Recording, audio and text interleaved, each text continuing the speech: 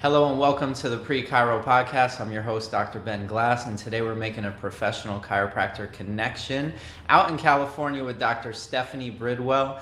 Stephanie, can you get us started by just introducing yourself and sharing a little bit about that moment in life where you became attracted to the path of becoming a chiropractor? Yeah, absolutely. Thank you for having me here, Ben. Mm-hmm. I'm Dr. Stephanie Bridwell, and I have a practice here in the Bay Area in San Anselmo, Marin County. And I started my practice in San Francisco about 16 years ago, July 15th, 2007. So it's been a minute. And a lot's changed, in practice and in the profession and everything.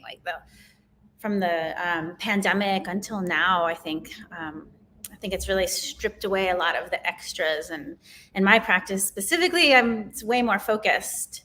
So yeah, I'm excited to be here, and I'll tell you about the moment that you asked for.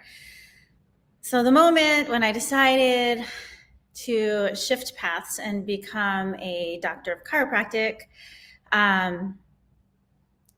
was really a significant pivot point in my life, as it is for many. But for me in particular, I had to actually let go of a lot of attachments to identity and a lot of attachments to like putting work into something and then really letting it go for something that's more true. Because before becoming a chiropractor, I was a psychologist, a psychotherapist, and I was licensed as a psychotherapist, which means I had to get bachelor's in science degree and then a master's degree and then like a gazillion research papers and client visits and all of this stuff to sit for licensing exam, to be a licensed psychotherapist. And, that was pretty much like 8 or 9 years of my life, really going into like this one direction. And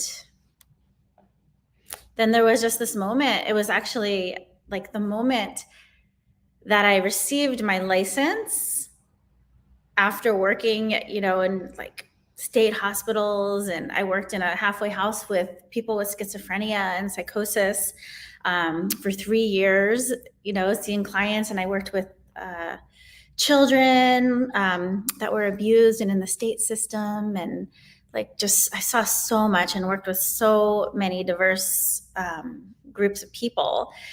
And I was like, and then I sat for the license, studied my butt off, got passed my exam, got the thing in the mail.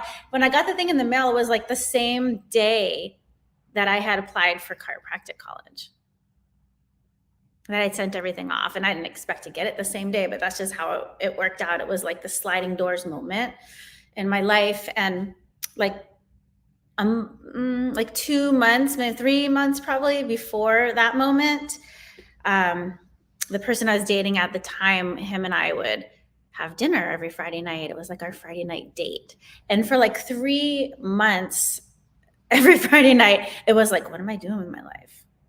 I know I'm here for something else. I know I'm here for like this big purpose and this big reason, and I'm actually not nailing it. There's like something missing, and I like worked so hard for this one thing, and the thing that I'm meant to be doing is not being revealed to me. And it was like really frustrating because I knew, like I've known forever that I have big gifts to give, like a lot of chiropractors do. And it's like, what is the way, what is the avenue that I'm going to be delivering this like gift that I have to give to humanity? And so there was a lot of pain in that gap between like knowing my path and being on the wrong path. And then there was a lot of attachment to like everything that I invested in that one path, and being able to like actually sever the ties to that identity and role that I thought I was, so that I can embark upon this other journey. And there was this like cool event that I don't know, a lot of chiropractors would say like there's always a purpose to the pain. And so before that moment when I was like, oh, I'm going to chiropractic school, I had just also got a certification to be a yoga teacher. And in one of the anatomy classes, the anatomy teacher was like, your neck is really torqued and twisted. Are you aware of that? Like, you shouldn't be doing inverted poses on your shoulders where your neck is being compromised. And I was like, I had never even thought of that. But what I did know was that I was having excruciating headaches, with like auras and vision problems and all kinds of like weird neurological stuff for about 6 months, working up to that point. And I'd been to Leahy Clinic, I've been to brain doctors, all this stuff, and nobody could figure out what was going on with me. And I'd been to chiropractors before in my life, and even when I was little, I grew up with my great grandma. My mom lived with her grandma, and I was in that house with them. And my great grandma believed in chiropractic. And my great grandma, who lived in Jersey and never drove a car, would take 5 or 6 different buses into New York to go to her chiropractor. And she swore by chiropractic. She swore by natural medicine. And like everybody thought she was crazy because, she was so vitalistic and natural. So I had this like sort of background of chiropractic, but and there was a time when I was I think I was like 19, and I was waitressing, and I went to chiropractor then, and I expressed interest in becoming a chiropractor actually at that point. And that chiropractor was like, do you know how much anatomy there is you have to learn? You have to learn so much. And then and then you have to learn so much about microbiology and the sciences and all this stuff. And I don't know, whatever it was like, it like threw me off that path. And so anyway, so I could sort of like found my way back because I had this neck thing, and I was like, I'm going to go to a chiropractor. And when I was there, he was actually doing this sort of energetic technique, and it wasn't network, it was best technique. And but concurrently in my yoga classes, the lineage of yoga that I was studying and learning and teaching eventually was really spine centric. And so I was already doing these waves through the spine, because every single pose in this Kali Ray Tri-Yoga method was about like the spinal wave like movement and opening up the spine and getting the juices flowing through the spine. And she would do these like whole weekend long workshops called Tri-Yogathons. And at the end, I remember just seeing like sacred geometry and having these like big visions, and this like, I was just like, just had these transcendent experiences through my spine.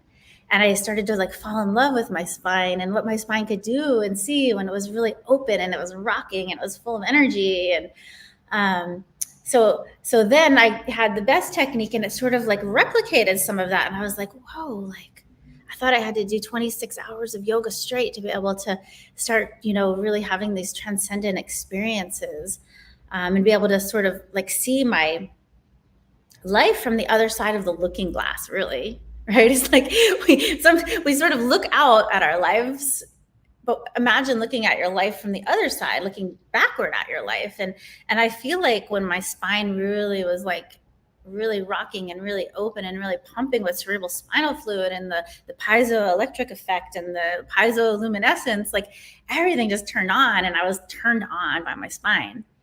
And so I was getting this best technique, is doing these little contacts, and my spine was like, it was like zipping with energy. And I'm like, I want that. Like, what's happening there? So that was like the moment when I'm like, I'm going to be a chiropractor. Holy crap. And yeah. So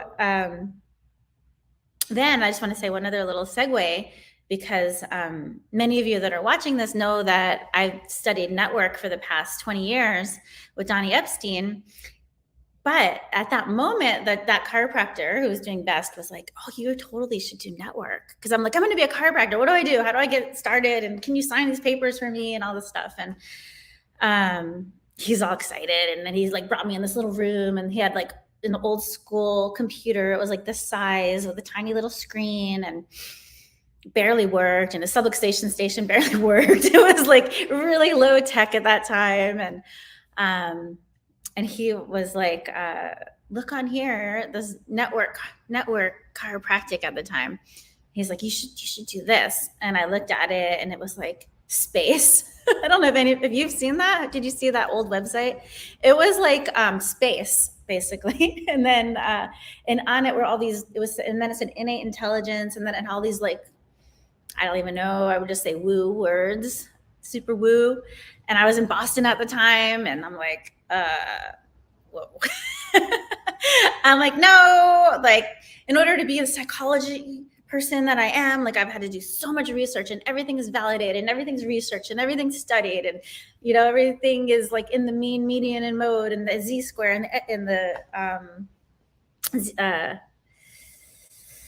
and anyway, everything's like so researched that this woo stuff was like, I was like, no way am I going to stand for that. I'm not going to represent that.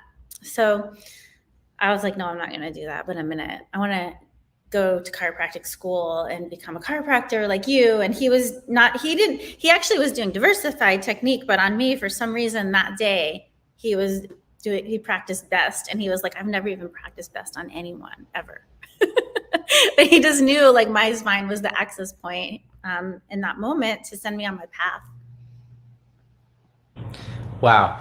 Yeah, there's a number of different details to tease out of that and segue into this next question. But I guess what I would love for you to touch on is just sort of like embodying what it meant to be a psychologist and the capacity building that you went through of working with kids and working with adults with mental disorders that were pretty extreme, and just how that translated into you becoming a chiropractor, like those skills that you developed through those experiences, and like that process of kind of going through an entire sort of learning curve of becoming a clinical psychologist, and then shifting to a yoga teacher identity, and like going really deep with that, and now you're going into chiropractic school. Like, what was kind of the intentions that you set, like as you were starting chiropractic school, of like how I'm going to use these tools to really propel myself forward, like not completely sever my skills and my tools and my strategies that I developed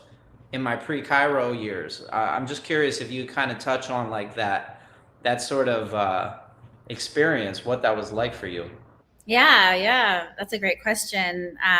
It's funny because it's what I'm going to tell you is probably not what you expect to hear, but I personally thought that I was abandoning everything that I had done prior to that moment when I made the decision to go to chiropractic school. I was like, I guess I'm not going to be doing like any of this, stuff that I learned. None of it. It's all gone. And I'm going on this new path and starting this new journey fresh. And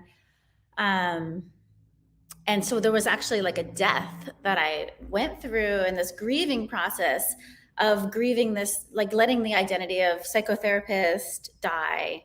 I had thought I was going to be a psychotherapist my whole life, really, since I was a kid. And so it was like I had to like really, really let it totally die. I had this like belief that I like wasted all this time. and that now I'm really going to start. And I was like pissed off because I was like, why do kids have to go to college so young and like figure out a major and all this stuff before you really even know yourself? And I just had all these stories that were sitting there at that pivot. And but like that's so silly because like every person that I held their hand through the transformation in their life, every child that I looked in their eyes and said, you're safe now, you're going to be okay, I have you, we have you, we're going to get the right team in place to take care of you from this point forward. Every person that I worked with that were like at a crossroads in this deep trauma, that I was able to just like ground myself and hold them and help them see that there's other possibilities and options for themselves. Every single thing that I learned through every single person I've ever touched is part of my collective nervous system. And when I hold people now, they're all being held in this really big nervous system that has so much experience. And so, people are, because, our nervous systems co-regulate. When someone's in the space with me, they're co-regulating with a giant system that's held and embodied so much life. And so, like, how silly it is to think like all of that had to die, but I needed to actually go through that death so that I could open myself completely to a new path that was actually like a mystery, because nothing in my life directly led me to be a chiropractor. I never thought I was going to be a chiropractor. And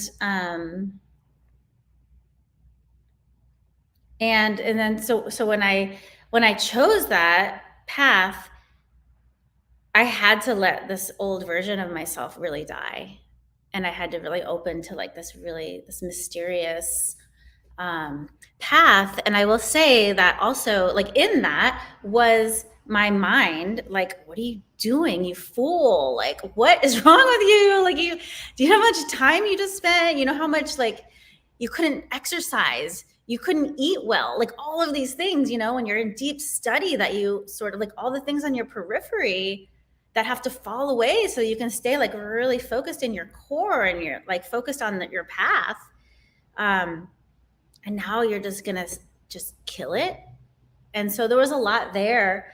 But I will say that even through that, like, there was this soul calling that just was like, just go. And I was like, I was living in Boston at the time. I applied to, I was going to apply to Life East or whatever, Life Chiropractic College. Is that what it's called? Yeah. And, or Life University. And they had lost their accreditation at that same time. And I was like, oh, and then I'm like, I have to go to California. What am I doing? And then I like had a boyfriend at the time, and I'm like, I had to break up with my 10-year relationship boyfriend. And all these things had to like happen. And my soul just was like, just do it. And my mind was like, what are you doing? Like, why are you doing this? Like, I don't get it. Like, why are you doing this? And so it was really interesting, this like tethering, this like polarizing ride that I went on to be able to be like, yes, I'm here, I'm for this, I'm doing this. I have no idea why. My mind had no idea why. It had a couple of like thoughts about it, but like, honestly, it was like, I just had to be like, wow, this is really my soul doing this. This is really my soul doing this. And then when I got to chiropractic college, I do remember being like, I feel like my education over there was a little better. Like, what am I doing here? I'm going to leave. But it was like this thing that was just like, no, this is your purpose, girl. This is your purpose. Just, you don't have to know why. You don't have to, this is not a rational decision. This is your soul putting you on the path. And every day, since then, there's times like I'll just have this like heart opening gratitude like fill up, and I'm like, wow, how crazy is that I just that really was a soul calling. That's not just the concept of it, but it was really like soul just like guiding me. Absolutely amazing to think that you were being sort of like pulled in so many different ways internally, and yet you trusted in the process. It's like, or your mind was playing tricks on you. Yeah.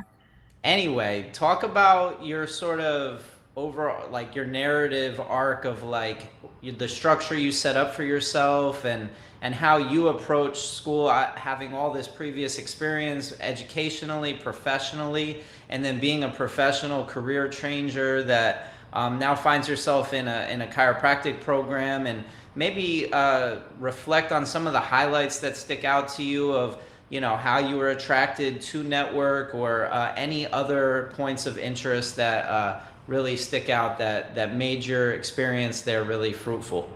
Yeah. Okay. Well, like, one early memory that I can recall is that when I was living in Boston, I lived near this little new agey store, and they were doing Reiki and all these like new agey crystals and all this stuff. And I was really attracted to that. But it was kind of unusual where I was living for like anyone to really be attracted to that. And so I considered myself kind of weird. And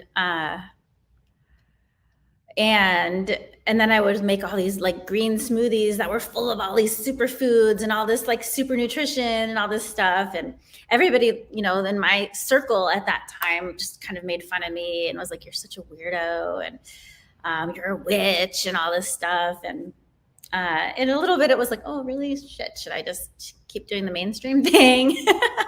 But there was something there that was me.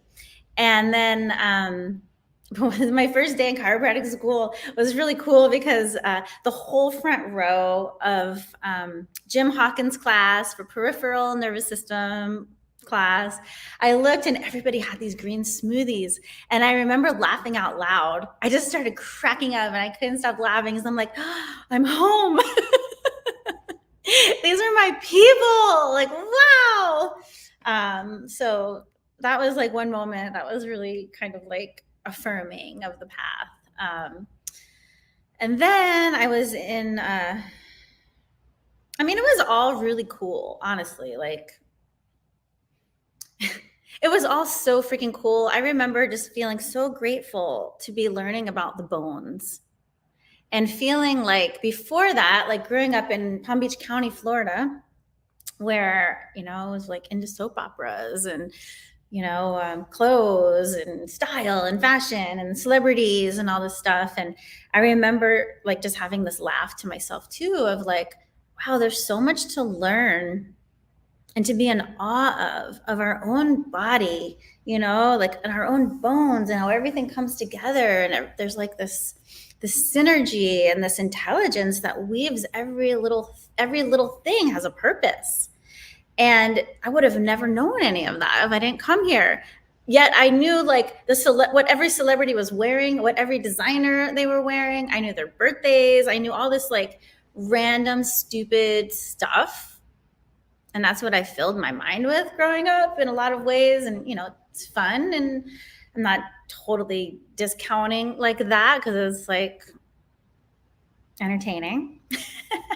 But when I started learning about the body and filling my mind with like just how magical we are and just this deeper, all this learning that we got to experience and just working with cadavers, working with like the physical body and like being able to track nerves and all of it. It was so sacred. There was so much sacredness, to the learning process there in Life West. And there was another moment though that I remember being in like Gonstead class, and the teacher in that moment was teaching, and he was like, "There's no such thing as a bone on a nerve." And I was super triggered because I'm like, so wait, this whole thing is a hoax. This whole thing is like a fantasy. Like, what am I doing here? Where's the research? Like people are being told that their nerve is being pinched and there's a bone on a nerve, and now I'm being told there's no bone on the nerve, and it's like, what is happening? And I was just like, I'm out of here. Like, I'm quitting this thing. And then as I was like pondering that over like that week, I started looking around, and some people at the school, first of all, some people at the school are like, really dogmatic and like only this technique and only this technique and only this technique and rah, rah, rah, rah, rah. And then, but when I was literally looking around this one day, I was like, some people at the school are like vibrating. Some people at the school like have this aura of just like joy and love and happiness and aliveness going on. Like, who are those people? Like, what are they doing? What are they doing here? And that was the segue to where I found Network, and where like that whole, like where it all, then that's the moment where it all came together of like why my soul guided me here. Powerful. Can you maybe just reflect? I'm curious of what that experience was like early on of just starting and embarking on that path of really going deep and trying to have embodied experiences on the table through the network care that you received, and then also practicing it as a student, and then the type of learning experiences you had and the type of community that it invited, and just the whole organicness of that whole time of your life, and maybe also just reflecting on all the years you've been involved in the community, maybe just how your point of view or your awareness of its beauty evolved over time? Yeah. Well, so there was that moment when it became really clear in my system that there's something extraordinary going on, and that there's some people that are just overflowing with energy. And I started following the breadcrumbs, and the breadcrumbs led me to go to Network Club, which then I laughed because I'm like, oh yeah, that innate intelligence thing, that weird culty looking website that I was like, to. I'm like, are you kidding me? This is really where I'm being led now. No. And then I went to the club, and there were like some doctors that were working in the field, and they were there, and they were taking care of people's spines, and people's spines were like moving in these undulating waves, like that I had only known from like my yoga practice with the undulating waves. And I'm like, how are they doing that? What's happening? And then after the undulating wave, the doctors would put people on their side, and when they're on their side, they were just like pushing on their spine, and all this energy would just like start moving through their system, and you could actually like feel it. You could feel energy moving through, like it almost felt like a clogged pipe that just bursted open, and energy just started flying through, and you could just feel it in your body, and you're like, what is happening? And then after they were on their side, they laid people on their backs, and like their chest started to rise and open, and their heart started to lift and open. And then all of the busyness of the room just went to like this really calm, coherent feeling of just love. And even though all that happened and I felt all of that, I was like, they are faking. They were told to do that. I 100% thought that everybody in that room was part of some conspiracy, some play, some theatrical thing, that they were told to do this thing as like a show for everybody that was coming in that day. I did not believe that that level of coherent energy moving through the system was actually a real thing that happened without making it happen, without faking it, without performing it. This non-performative ecstasy. It was like, what? That doesn't exist. I don't see that anywhere. You know? And then I didn't get on the table. I just left. I was just like, no, nope. My mind was like a steel, what do they call that? Steel, whatever, just clamped down, and was like, okay, now what? Now what do I do? Where do I go now? And then I started studying BGI a little bit, and I really, I was able to get checked by Sue Brown. She took care of my spine, and that was incredible. But I didn't feel this purity and this soul, just like, you need to go back over there feeling. And so then I went back into the Network Club, during that point, there was another doctor there doing some demo, and I got on the table, and he did like a contact on my spine by basically doing this flat little contact on a vertebra like this, and then this little touch like that. And I felt this little like zap of energy that just went through my spine. And I was really curious about that. I didn't understand, like I still was trying to understand everything from here. So I didn't really understand why that did anything, why that would change my nervous system, why that would affect me in any way. I'm like, okay. So that was that. And that was on a Friday, and I left all weekend long.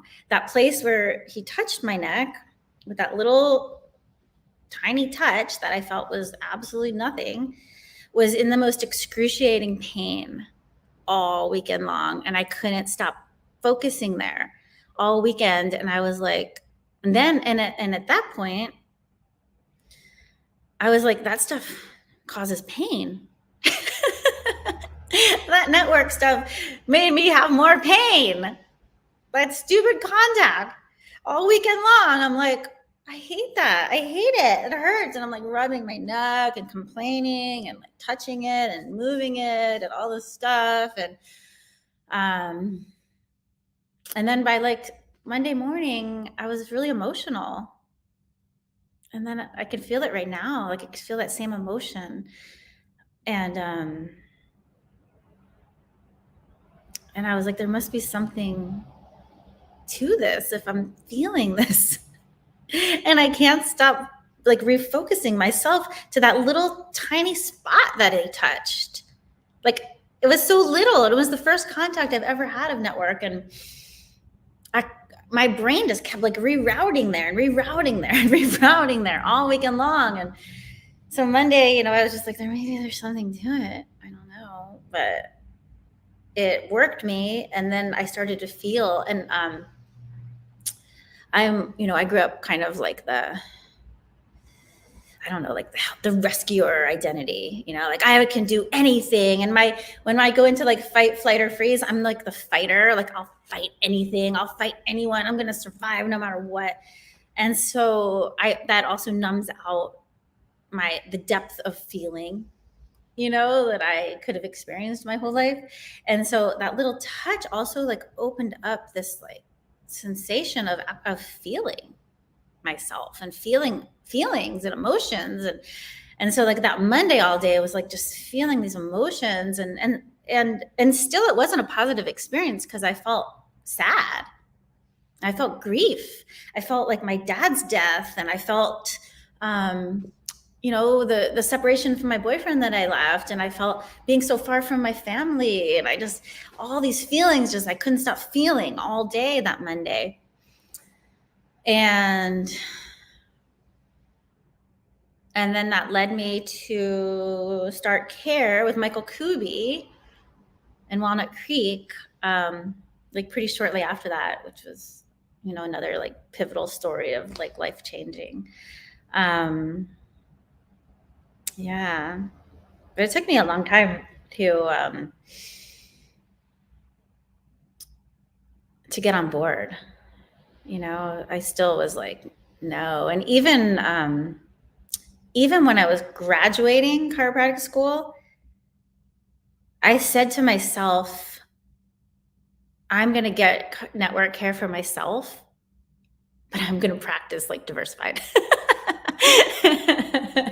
Which was so ridiculous because,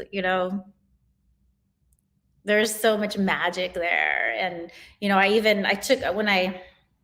I guess I'll just tell you really quickly. When I started my practice, I had just read Ask and It Is Given and the Law of Attraction and all that stuff. And I went to Kabuki in San Francisco, this Japanese spa, and I was like meditating, and I'm like, okay, I'm going to be graduating. Like, what am I going to be doing with myself? And so I opened my practice. What's my practice name going to be? All this stuff. And I was like, all right, well, I'm not leaving here until I know And it was like, no, nothing. I didn't know. And then finally I was just like, I gotta go. So then I was just like, okay, I'm just open to whatever the universe has in store for me. I'm open to receive whatever the universe has in store for me. And that was a really novel thing for me to say, and a novel thing for my nervous system to expand to and just kind of create space for. But that's how I left it. I went down into the parking garage. I opened my car. I came out of the parking garage, and my phone now had cell service, which it didn't down there. And I got this message, and it was from this woman. And she was like, I need to find someone to take over my chiropractic practice. I'm in my 40s. I have young children. I can't do this anymore. And I was seeing people in my apartment at that time, like 4 people. And she was like, we have a client in common, and this client just can't stop raving about you. She said that like when she's even next to you, she just start like all of her exterior just starts like falling away, and she feels so seen to the core by you. And she's like, I want someone like you to take over this practice. And I was like, oh my God, that's so crazy. I was just asking the universe to like show me, because I couldn't do it. I couldn't see it myself. And so it was another one of those moments where I was like, okay, yeah, yep. And my mind was like, are you sure? Like, don't you want to think about it more? Don't you want to sit with it? Don't you want to calculate things? Do you want to set intentions and all this stuff? But it was like, no, I'm like, how perfect is that? It's like, I showed up at the bus stop and the bus picked me up. And so it was Magnolia Wellness Center, and I moved into that, and it was cool because I was like, oh, she does like SOT and diversified. It's great. I can just do that. I don't have to do network. And like, it only took one day being there, where I was like, adjusting people structurally, that I was like, why am I doing that? And then I just like, by the end of that day, I was doing network, and everybody was like, just so grateful, and so happy, and just like felt so seen and felt so inspired and felt so hopeful about their life, that I never did any of those other techniques again after that, like that end of that first day. The path of listening to that inner voice, it seems as though even up till you graduated chiropractic school, you were constantly just connecting back into what is true for you, and following whatever it was that was true for you, even to this practice called Magnolia, which you ended up taking over. And that's where we met. Actually, we didn't meet there. We met when I was a chiropractic student, and you were passionately helping support students, like pouring into us, giving us like a really good experience, a high vibrational energy you had. You and I believe her name's escaping me, Verve or Vive. Aiden. Yeah. Aiden. You and Aiden were supporting the network club, Yeah. which Dan Garrett pushed me to take over, because it just needed somebody to step in for Sarah and Allie as they were leaving it. So yeah, that's right. So where was that inspiration coming from when you decided you wanted to start connecting with chiropractic students and supporting students, and representing network for the community that was interested in it, so that you can maybe make their path a little easier? Maybe just speak a little bit about that whole experience that you went through. Yeah. It's funny because I didn't even think about it, honestly. It just was like what to do. I was like, oh, these other doctors sponsored me on my path, and that's just what you do next. It wasn't like I didn't think about it. I didn't set like a manifesto. I was like, okay, I'm out now, and I'm plugging in to be in sponsorship of other souls that are on this path, that have gifts to give, and are kind of like where I was, questioning and wondering and needing like someone to put a flashlight on for me, and to show what it's like on the other side.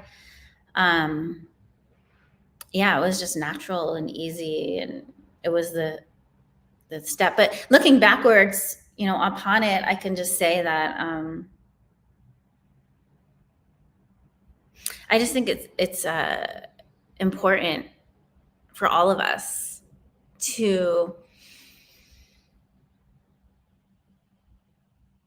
when we receive something from spirit, or when we receive the generosity of the universe in any way, the only action is to be able to pay that forward, and to sponsor that energy into the field of humanity. So that would be the answer if I gave it now.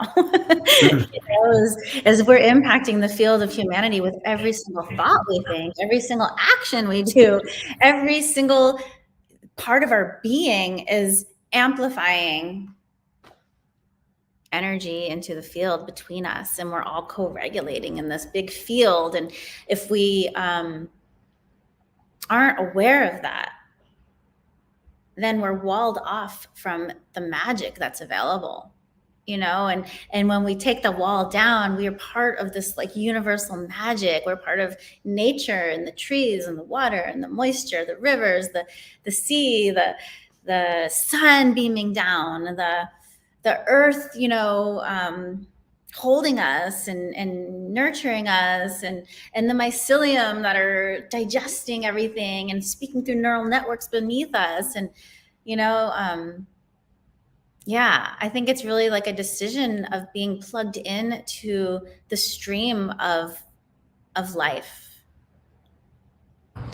How did you learn to listen to people? I'm just wanting to tease out some of the details of your practice, your personal practice, the actual subtle skills of relating to others and holding space and listening to those subtle cues, and also hearing what's beyond the words, and touching people in ways that allow you to have more presence. With that, you have to have a lot of presence if you're touching them in such a gentle and specific way. Can you maybe just unpack that from your standpoint, from your point of view?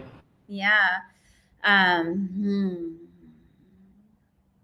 First of all, developing the skill of presence is it's like training for the marathon. It's like a workout. You know that.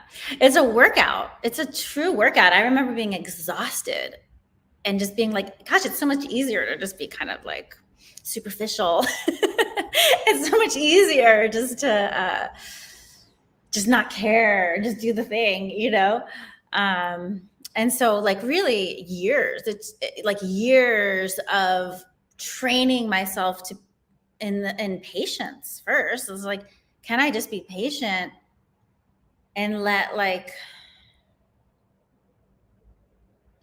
whatever's true sort of like bubble up, and listen to like things people are saying, listen to the way people move, listen to the way people's posture is when they come in, and just really start to listen without taking immediate action, which is was always my go-to thing, was like, let's just go, let's just do it, come on, let's go, but when you're like that, you can't hear the subtleties of everything. And so it was a lot of like self-training of slowing way, way, way, way down, so that I could feel everything in my body, first of all, that I wasn't just like, because I have a very eager mind, and my mind will just take off really quickly, and so for me, it's really important for me to ground in my body, to breathe in my body, to settle in my body before I see anybody, before I touch anybody, before I'm really with anybody, because I won't be present with them if I'm not. And so it's a lot of like doing like training. And then also, I studied with Jay Comeric and Arnaud Brunier and Donnie Epstein and Stu Bittman, some of the best that really helped me to like practice that skill of like not taking action, and really taking someone all the way in. And then I also think that just naturally, I have this natural way, like of communicating through energetics, through resonance. I think I got that from training horses. I trained wild horses when I was younger. And I just was able in that space to like slow way down and be in my body and breathe, because if I didn't, the horse would be like shaky and anxious and, scared and spook. And so I had to learn to like ground in my body, to ground, and feel myself and let the horse feel me in a place of safety. And so because I was able to like get that skill, when I was younger with the horses, I think it's like a very like unconscious competency that I actually have of, I can, when somebody comes in to see me, I can immediately match them. I can match them in rapport. Like I can match their posture. I can match their breath cadence. I can match their emotional state. I can match their mental state. I can match their heart with my system.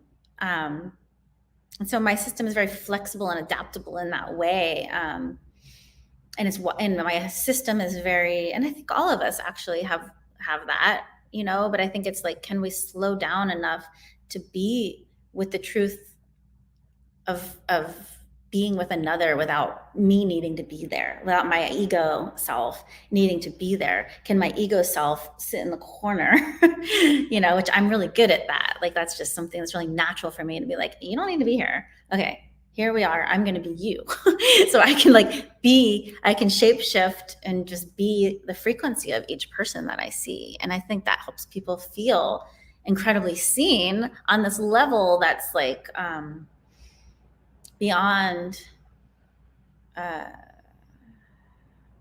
beyond the mind, to really feel seen as a soul.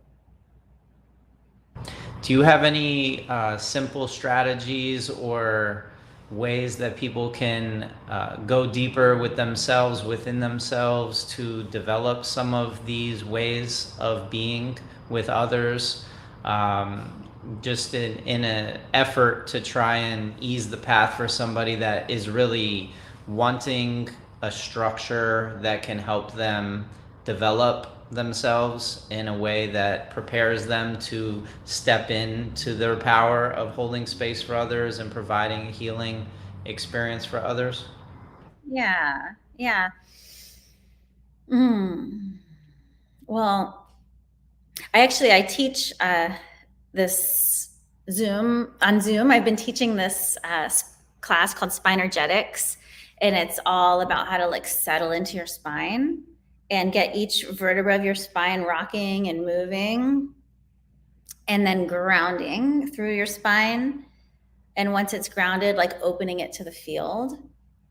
And so I've developed that and I've developed that really for my clients, because I want all my clients to be able to be that present in their life and with their body, and to have these, all those neurotransmitters moving, and the cerebral spinal fluid opening, and, the medulla, which could calcify, which is the opening to the higher brain centers, and the hypothalamus and the pituitary and the pineal, all of that extraordinary sight. I want everybody to have that. And so I teach that. So that's available for anyone. And I'm sure you could put a link on how to get involved in that. But I would say, just on your own, I think it's important to do a few things. One thing that I did at one point in my life was I would just practice being in my body and then beyond my body. And it was this weird meditation that I felt like it really helped me. I would just be okay, I'm totally in my body. And so then I would breathe and I'm okay, I'm totally in my body. And then I would be okay, I'm totally out of my body. And I'm totally in my body. Totally out of my body. Totally in my body. So you can start to practice that. You don't have to be at either place. You really need to be in both. You need to be able to have an awareness and a consciousness that's expanded so that you're seeing yourself from the other side of the looking glass, right? And then you also have to be in your body to be looking out of that. And so I've practiced that a lot. Like, okay, I'm all the way out. Like, how far out can I be? And then how far in can I be? So that's one thing that I practiced. Another is just literally like, it was actually in this little interim place between my psychology and starting chiropractic school. I was in sales, and I was awesome at sales. And I remember one of the things that made me really awesome was I wouldn't talk. Like, I would just say, like, this is the thing, whatever, make the offer. And then I would just be like, not talk at all and just observe. And so, like, with everything in my life, I do that. And that's something that all of you can do too, is just, and if you're interacting with someone, just interact, and then just like stop and just hold yourself and notice what happens out there. Because I think what really messes us, like gets in the way of our like presence and our subtle connection with one another, is that we have all these projections and we have all this agenda of like how we want to interact with somebody, and we assume, that we know what they're thinking, and we assume we know what's best for them and all this stuff. And it's like, are we really actually listening to them? Like, really? Or do we just have this, like, especially chiropractors, we're like, oh, I'm a helper, right? I'm a rescuer. And so we want to get in, and we want, like, I know best, and I did this, and I did that, and I did this studying, and I did this course, and blah, blah, blah, and I'm going to give it all to you. And it's like, no one wants that. No one wants any of that. And we, all the time, I see it, like, we're just like fire hosing people with information, fire hosing people with our agenda. And really, I think like calling it all back and just sitting and being in your own spine and listening to like somebody else with curiosity and like beginner's ears, and just hearing what they really have to freaking say. It's so sacred and so beautiful. And it's like, it allows you, it actually, the medicine in that for both of you is what makes presence worth it. It's what makes like slowing down and being patient and shutting your agenda off, and so that you can actually take someone else in. Then you can learn about them, and you can learn about other people. And like, I think the greatest desire we all have is to be seen by another, like really seen. And so I will just say, like, for all new chiropractors, like, just do that. Like, that's the most important thing, is like, shut up. Just shut up and get into your own spine and ground into your own spine. Like, grow a grounding cord from your coccyx to the earth and just sit there and let someone else like show themselves to you. And then you be in approval of whatever they show you. They show you that they're in pain. Don't try to take their pain away. Listen. You're going to get everything you need for the whole clinic. You're going to have somebody, like, I'll tell you also, like 90% of my clients have been with me over 10 years. Because there's no ceiling to how awesome you can feel, how aligned you can feel. There's stress every day, physical stress, emotional stress, mental stress, like spiritual stress. It's everywhere, right? And, it's amazing to be like a Jedi with all of that. Like, oh, can I like face it? Can I move it through my nervous system? Can I integrate it? And can I be evolved more and reorganized more on the other side? Right? And so if you want to develop a relationship with somebody like that, where you can actually like be with their spine, and, I was seeing 200 people a week, and I was so present and so aligned and so connected with every single person, and so on purpose with every single person, that those people are still with me. And so if you want that, like, really, those first visits, it's so important to just shut up. Don't tell them about your technique. Don't tell them about how awesome you are. Don't tell them about what you're going to do to them. Listen to them. Let them tell you what they want. That's what I have to say about that. Yes, I'm still with you. Can we shift and segue into your passion and interest for supporting women and the divine feminine? And I've observed you really creating content or just creating programs and creating opportunities. So maybe you can kind of go deep into that, and then also finish by just sharing all the different offerings and the different locations that these offerings are available at, so that we can connect anybody that's interested to you. Thank you, Ben. Yeah. So about 10 years ago, I started to see like a common thread in the women in my practice, really. And it was like little things like I can't really listen to my desire, because if I listen to what I really desire, it means that I'll lose my job, and I need my job for money, right? Or if I listen to what I really desire, it means that I'm gonna break my partner's heart. If I listen to what it was just like all this stuff, and I'm like, and then so what I started to really realize was that the feminine, which is like, I believe the feminine is like the pulse of truth that pulses through everything. And the masculine is like, how do we keep things in order? How do we contain it? How do we package it? How do we make whatever that wild, crazy, messy thing is, how do we make that like digestible to other people? And so the masculine is really about like, how do we like negotiate this thing so that it's relatable with other people? And the feminine is just like, I don't care about other people. Like, I care about the truth coming straight through no matter what.